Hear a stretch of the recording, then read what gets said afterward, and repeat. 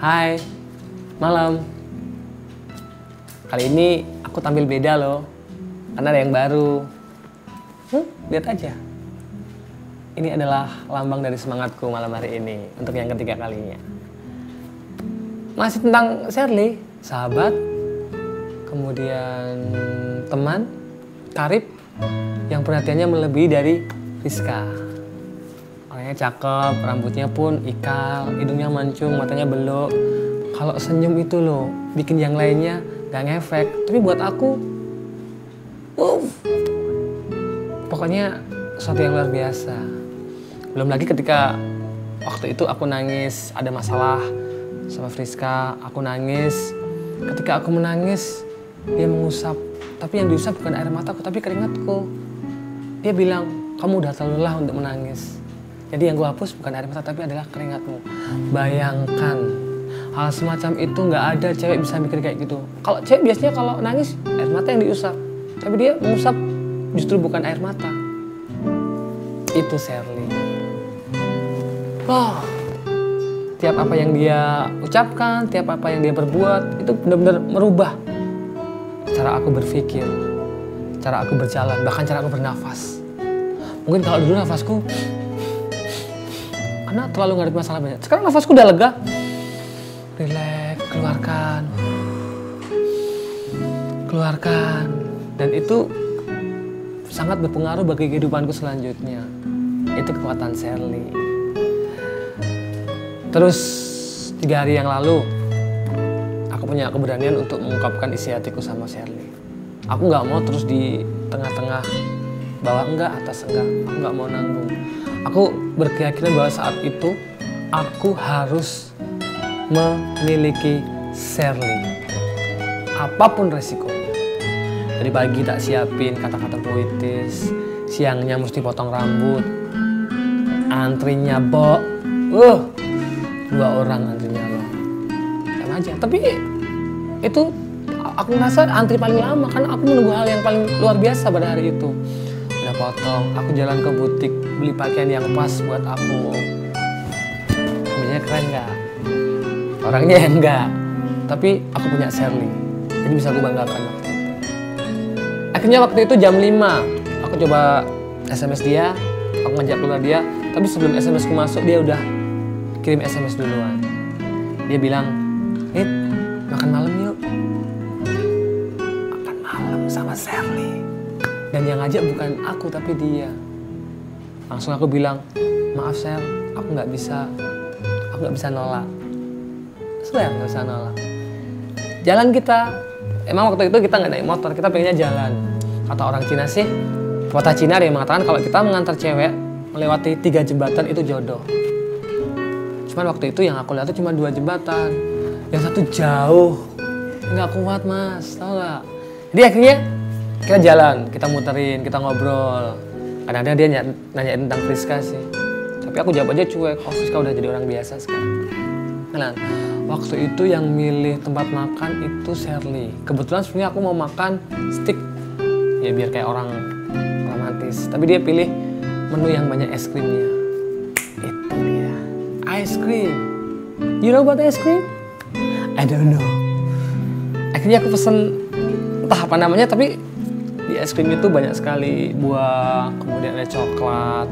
Dan kebetulan dia juga milihin aku yang es krimnya warna pink. Jadi gantian, aku mesen dia mesenin aku. Pas kan, cocok kan. Ini aku pesen dia waktu itu warnanya putih. Kalau dia tahu, kalau dia sadar putih itu adalah bukti cintaku, bahwa aku tuh punya cinta suci buat kamu. Putih, gak ada celah. Putih, polos. Tapi pakai gelas. Kalau nggak pakai gelas nggak bisa diminum kan. Akhirnya kita udah belum habis banyak sih, cuman habis sedikit. Dia ngomong, ada sesuatu yang harus ku sampaikan ke kamu malam hari ini. Uset, ini Sherly. Apa aku ditembak sama Sherly ya? Padahal kan harusnya cowok. Tapi oke, tahun ini kalau baru-baru ini cewek pun boleh nembak cowok, terserah. Aku bilang, ada apa Sher? Mesti ngomongin Friska lagi. Enggak kok, ini tentang kita berdua. Dek, dek, dek, dek. Wah, kayak lihat film horor tuh. Dek, dek, dek, dek, dek, dek. Emang apa sih, penting nggak sih? Bilang, itu sangat penting sekali Lid, dia bilang kayak gitu. Bahkan ini akan mengaruhi hubungan kita selanjutnya.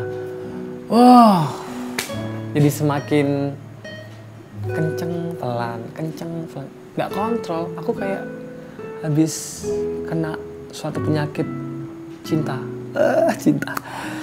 Akhirnya aku sebagai laki-laki, aku nggak boleh biarin Shirley nembak duluan. No, aku laki-laki, aku orang yang bertanggung jawab. Sher, sebelum kamu bilang, sebelum kamu ngomong, biarkan aku ngomong. Tapi waktu itu muka Shirley berubah ketika ngeliat aku ceria gitu ya. Tapi ini penting buat kita. Aku juga bilang, ini juga sangat penting buat kita, hubungan kita nanti. Selama ini kita temenan, oke. Sahabat, oke. Bahkan karib juga oke. Setiap pegang pundak gini. Ada sesuatu yang lebih penting daripada itu. Penting apa? Bahwa nanti kamu akan aku kenalin sama seseorang. Dia bilang kayak gitu. Oke. Dalam hatiku, orang tuanya kali ya. Langsung ijab. Oke, next kita jalan. Akhirnya makan dulu. Ada cowok datang waktu itu ke meja aku sama Shirley. Cowoknya rapi, potongnya cepak. Kerennya sih keren aku. Ya cuman banyak sana. Akhirnya kita ngobrol, ketemu. Lid, ini kenalin. Namanya Hasan. Hasan, aku Alit. Alit, aku Hasan. Biasalah kenalan. Tapi aku curiga, apa maksudnya Hasan datang ke sini?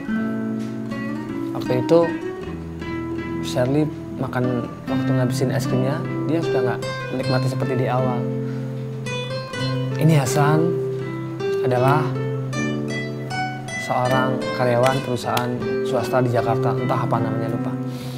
Dia udah mapan, dia udah punya rumah, udah punya mobil, bahkan dia udah punya segalanya. Dia cuma belum punya istri. Terus, lah kok kenalin di aku, emang kok biro jodoh?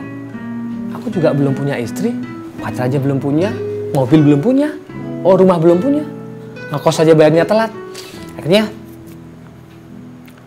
Lid dan Hasan ini adalah tunanganku. Wow, tunangan. Sadar gak sih apa yang dia kenalkan ke aku? Siapa yang dia kenalkan ke aku? Ini tunanganku. Berarti kan mereka udah jalin hubungan tuh lama. Waktu itu sampai es krim yang seharusnya 0 derajat mendadak buat aku 100 derajat Celcius. Sudah nggak dingin lagi. Es krim yang warnanya pink buat mataku waktu itu mendadak berwarna merah. Sadis dan kejam. Enak sekali dia ngomong. Ini tunanganku. Oke.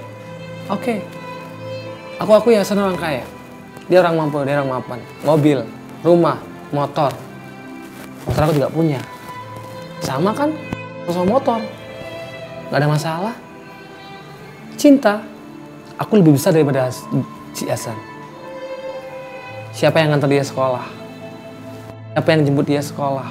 Siapa yang nganter dia les? Siapa yang nungguin dia di rumah sakit waktu dia sakit tipes 4 hari? Kusan, bukan kamu. Kamu di mana? Gak nyangka ya. Dulu aku dilukai sama Friska. Sekarang justru 2 orang yang melukai. Satu Shirley, sahabatku. Yang satu ada orang asing, makhluk asing yang tiba-tiba datang ambil bagianku. Nih, habis aku. Gak bisa ngapa-ngapain. Shirley pun nangis waktu itu. Tapi maaf Sher, saat itu aku sudah nggak bisa lagi dan nggak berani lagi ngapus air mata. Sudah ada orang lain yang sudah berhak untuk hapus air matamu. Kamu jalanin aja sama dia. Di sini aku juga diem. Aku coba pandangin gelas es krim yang semakin lama semakin berbentuk aneh. Terus akhirnya aku tersadar dia sahabatmu, Lid. Dia punya pesan buat kamu. Iya ya. Gak selamanya orang cinta itu cuma ngandelin cinta ya. Kita butuh hidup. Orang itu butuh materi. Sementara Hasan, dia punya segalanya. Wajar dong kalau Shirley memilih Hasan. Pun itu pilihan orang tuanya. Kamu hebat, Sel. Dalam kondisi kamu nyakitin aku, kamu masih tinggalkan pesan yang luar biasa. Tapi tetap aku hancur berkeping-keping. Semoga aja kamu bahagia, Sel. Buat Hasan,